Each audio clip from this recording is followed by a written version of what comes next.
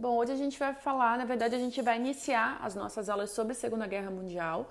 Nas aulas anteriores, nas últimas duas aulas, a gente falou sobre governos fascistas, né? Falamos sobre o surgimento do nazismo, do fascismo italiano e também já pincelamos um pouco o que isso vai ter a ver com a guerra, né? E na aula de hoje, especificamente, a gente vai entrar nos antecedentes da guerra, ou seja, o que estava rolando na Europa, especialmente ali na década de 30, para a gente pensar como é que começou essa Segunda Guerra Mundial.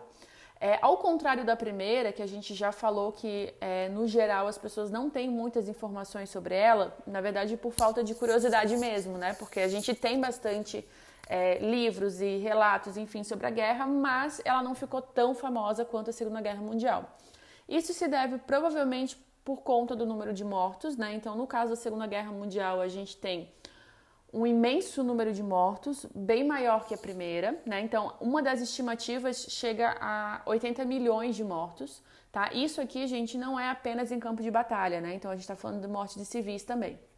É lógico que para a Segunda Guerra Mundial a gente tem agora bom, se é que pode falar de inovação, mas uma nova forma de matar pessoas, o que é muito deprimente, mas enfim, que é a partir agora do campo de extermínio, né? Então a gente vai ter os campos de concentração que assassinaram os judeus em massa, e não apenas judeus, então a gente tem comunistas, tem homossexuais, enfim, vários grupos eram enviados para lá, mas o judeu acabou sendo a grande maioria, portanto, o que ficou mais conhecido, né? Além disso, a gente também tem as bombas atômicas, né, que os Estados Unidos jogou sobre Hiroshima e Nagasaki no Japão, e também um baita avanço tecnológico nos campos de batalha que acabaram ocasionando um número maior de mortos. Além de que a guerra durou mais tempo, né? A primeira guerra foram 4 anos, a segunda começou em 39 e foi até 45, portanto 6 anos de batalha. E por fim, o que colaborou também para que a Segunda Guerra Mundial fosse mais conhecida é a grande produção de imagens que a gente tem para ela, né? Então a gente está falando da década de 40, basicamente, né? Final da década de 30, início da década de 40, onde a fotografia já está extremamente disseminada na população, então todo mundo já tem acesso a esse tipo de registro, e também a gente já tem filmagens, né? Lógico que as filmagens não são grandes, não vão pensar que vai ter HD, tá, gente? Não é. Elas são em preto e branco, mas é uma novidade, né? Algo que a gente não tinha. Inclusive, tem um documentário no Netflix, eu não me recordo o nome agora direito, eu vou deixar para vocês lá na aula, lá no Classroom, mas era alguma coisa relacionada à Segunda Guerra Mundial em imagens, uma coisa assim. Eles pegaram várias imagens da guerra e fizeram um documentário, então são vários vídeos, né, que vão mostrando como é que ela aconteceu através das imagens reais. No caso do documentário, a imagem está colorida, mas foi colorida depois, tá? Na época a gente não tinha filmagem colorida ainda, era tudo preto e branco. Bom, para a gente começar a pensar então os antecedentes, a gente vai falar um pouquinho sobre uma nova ordem mundial que estava rolando e como essa nova ordem acabou gerando insatisfação, especialmente em 3 países, Alemanha, Itália e Japão. Não à toa, esses 3 países vão ser os países que vão formar as potências do eixo, ou seja, um dos lados da guerra, né? Vamos começar pela Alemanha, que é o que vocês mais sabem, eu imagino, porque eu já falei várias vezes, né? Então, no caso da Alemanha, a insatisfação ela tem muito a ver com o fim da Primeira Guerra Mundial. A gente viu que isso, inclusive, vai ser um dos elementos que vai levar ao surgimento, que vai possibilitar o crescimento do nazismo, né? Que é uma noção, uma ideia de que eles tinham sido injustiçados pelo Tratado de Versalhes. Né? A gente viu que eles tiveram que cumprir uma série de obrigações, tanto com perda de territórios, isso eu estou falando de território na África, por exemplo, as colônias alemãs na África, mas também dentro da Europa. Então, regiões como a Áustria, Tchecoslováquia, Polônia, que tinham sido invadidas na Primeira Guerra Mundial, os alemães perdem. E aí isso vai ser um elemento também para iniciar a segunda. Além de pagamento de indenização, enfim, uma série de fatores que a gente já falou várias vezes, né? Então, a Alemanha estava um pouco chateada com essa situação. A Itália, gente, ela se via prejudicada porque a gente viu também que durante a Primeira Guerra Mundial eles mudam de lado, né? E nessa mudança de lado, eles passam para o lado dos que vão ser vencedores depois. Eles começam com a Alemanha e depois eles vão para o lado da Inglaterra. Porém, quando acaba a guerra, eles não têm os mesmos benefícios que os outros países do lado da Inglaterra tiveram. Então, eles se sentem injustiçados. E lógico, aqui também a gente já tem a presença forte de um governo fascista, né? O Japão está lá no canto dele na Ásia, porém não está quieto. Ele está na Ásia se tornando uma grande potência imperialista. Então, a gente viu no começo do ano o imperialismo europeu e estadunidense na Ásia, né? E também o Japão ganha uma certa representatividade ali, atacando várias ilhas e tal. E ele começa então a disputar territórios com os Estados Unidos e com alguns países europeus. Grande maioria dos ataques japoneses é pelo mar, né? O Japão é uma ilha. E isso faz com que eles tenham uma série de batalhas navais que vão acontecer, inclusive, durante a Segunda Guerra Mundial e uma frequente invasão de novos territórios naquela redondeza ali.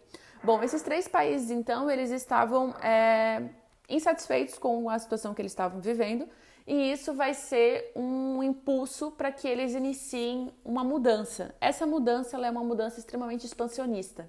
Tá? Eu vou mostrar para vocês os 3, mais ou menos, como é que vai rolar. Mas, no caso do Japão, o Japão ele é um país extremamente, né, altamente militarizado e que tinha se industrializado no final do século XIX. Então, é aí que ele entra na corrida pelo imperialista também, né? Atrás, como é uma ilha pequena, sem muitos recursos, eles têm a ideia de invadir outras regiões para que eles tenham esses recursos necessários para o crescimento industrial deles.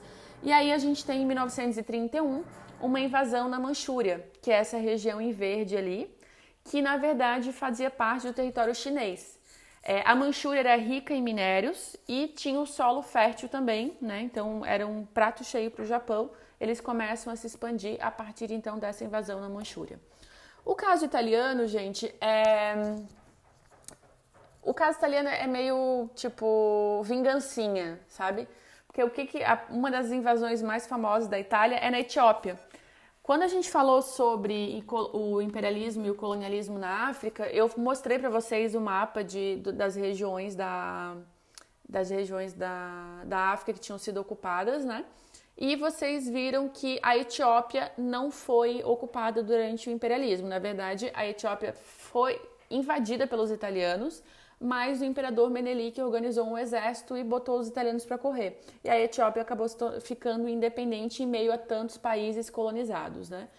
E aí, quando o Mussolini chega ao poder, ele tem essa fixação na Etiópia. Então, uma das primeiras ações, né, ele usa um discurso de restauração do antigo Império Romano, né, lembrando que o Império Romano tinha territórios no norte da África, não na Etiópia, mas no norte da África tinha.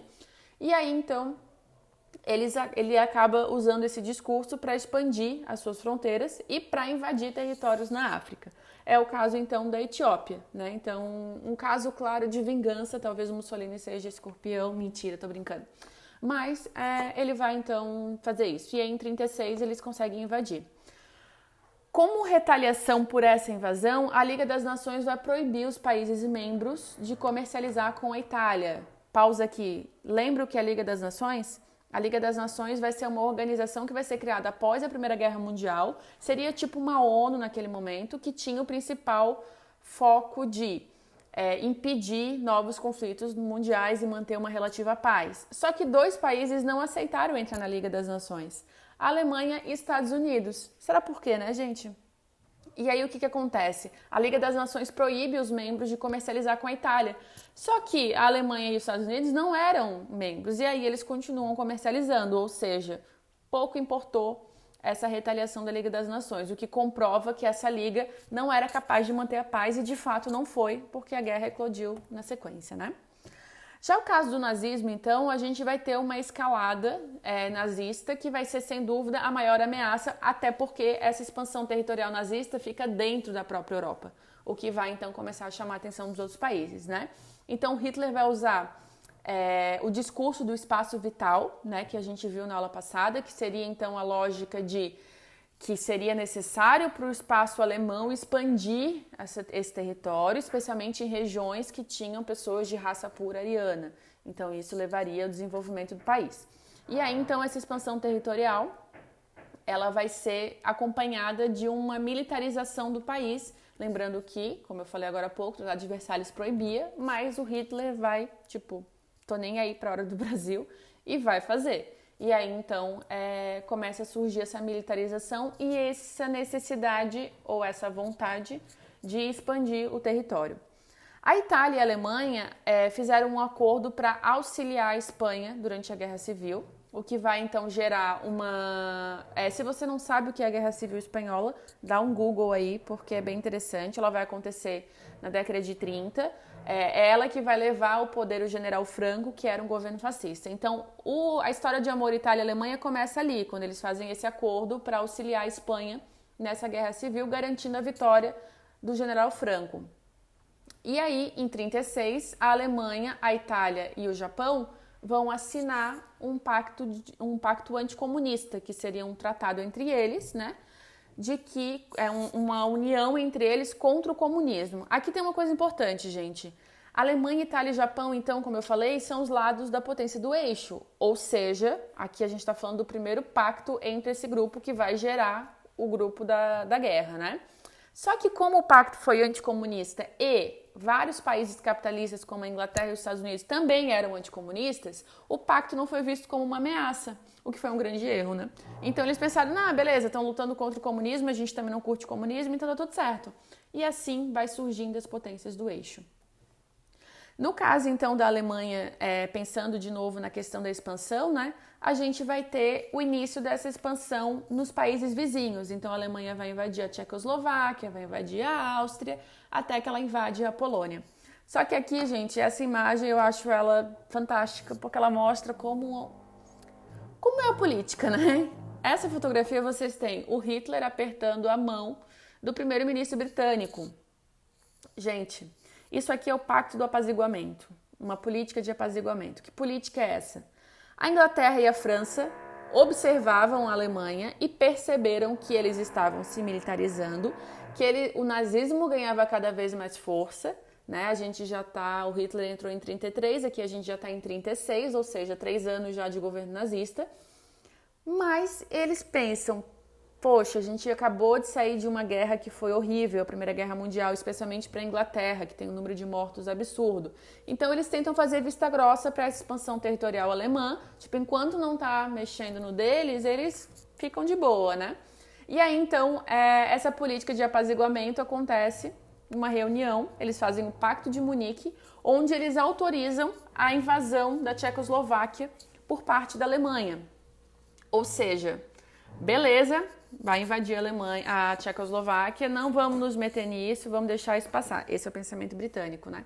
O que é um grande erro, porque o Hitler não ia parar por aí, né? Não sabemos o que se passava na cabeça desse primeiro-ministro britânico quando resolveu aceitar esse acordo. Ele parece estar bem feliz, ele tá sorrindo, ele tá emocionado. Não, mentira, tô brincando. Mas ele tá ali, né? Entraram nesse acordo. O acordo foi feito e, de certa forma, com a política de apaziguamento, eles estavam dando a bênção para o Hitler ocupar cada vez mais territórios, né? E aí, a partir daí, então, não é a guerra ainda, mas é um dos primórdios da guerra, né? Nesse esquema todo, gente, aparece a União Soviética. Agora lá, lembra, Revolução Russa, a Rússia se torna a União Soviética, que era visto como comunista, embora a União Soviética seja socialista, e ela faz um pacto de não agressão com a Alemanha. Só que, vê se faz sentido, a União Soviética é vista como comunista por todos os países, né? Foi uma revolução socialista. Os alemães tinham acabado de fazer um pacto anticomunista com Inglaterra, aliás, com Itália e com Japão, e agora fazem um pacto de não agressão com o principal país acusado de ser comunista. Não faz muito sentido, né? Mas a hora que eles fazem esse pacto, a Inglaterra abre os olhos e pensa, opa, peraí, pacto entre a União Soviética e a Alemanha? Na verdade, esse pacto de não agressão, gente, dizia o seguinte, eles acordaram que não iriam invadir, um não ia invadir o outro, e que eles iriam dividir entre eles a Polônia. Então, parte da Polônia ficaria com a Alemanha e parte ficaria com a União Soviética. Assim, em 39, a Alemanha invade a Polônia por um lado e a União Soviética invade por outro. Só que essa aproximação da Alemanha com um país visto como comunista acabou dando ruim, né? Porque daí a Inglaterra resolve declarar guerra. Então, bizarro, né? Enquanto a Alemanha invadiu a Tchecoslováquia, a Inglaterra aplaudiu. mas a hora que a Alemanha fez um acordo com a União Soviética e invadiu a Polônia, aí a Inglaterra resolveu declarar guerra. E assim começa a Segunda Guerra Mundial. Inglaterra declarando guerra à Alemanha por conta da invasão da Polônia em 1939. Se formos falar sobre o estopim da guerra, o estopim foi esse, a invasão da Polônia. Ok? A partir daí, então, se inicia a guerra. Teremos os dois lados da guerra, que a gente vai falar na próxima aula e que vai trazer uma parceria meio inusitada. E a gente vai ver na próxima aula. Ok? Então era isso, gente. Beijo!